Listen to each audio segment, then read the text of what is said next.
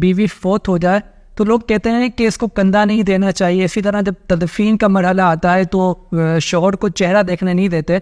اس صورت میں شریعت ہمیں کیا اجازت دیتی ہے؟ آیا یہ سب کام کرنا جائز ہے یا نہیں ہے؟ شریعت اس بارے میں ہمیں کیا حکم دیتی ہے؟ بیوی کی میت اگر ہے تو شوہر کو کندھا دینے سے پتہ نہیں کیوں روکتے ہیں. جب ساری دنیا دے رہی، اجنبی عام آدمی بھی اس کو کندھا دے رہا ہے، تو شوہر بیچارے نے کیا ایسا کچھ ظلم کیا ہے کہ اس کو ہم کندھا دینے سے بھی روکیں؟ شوہر بیوی کی اس میت کو کندھا دے سکتا ہے، اس کی کوئی کسی طرح کی شرعاً ممانعت نہیں.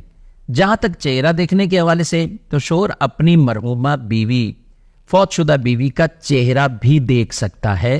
یہ بھی اس کو اجازت ہے کہ یہاں اس کے دیکھنے میں کوئی کسی طرح کے فتنے کا اندیشہ نہیں، کہ انہوں نے ساتھ ہی پوری زندگی گزاری ہے. البتہ شرعاً یہ صرف ممانعت موجود ہے کہ بیوی کے جسم کو بلا حائل چھو نہیں سکتا، بلا حائل ٹچ نہیں کر سکتا، چھو نہیں سکتا، اس کی ممانعت ہے. لیکن چہرہ دیکھنا اس کی کوئی ممانعت نہیں ہے. اور اس طرح کندھا، اس کی چارپائی کو کندھا دینا، اس کی بھی کوئی ممانعت نہیں ہے. بالکل کندھا شوہر دے سکتا ہے، چہرہ بھی دیکھ سکتا ہے.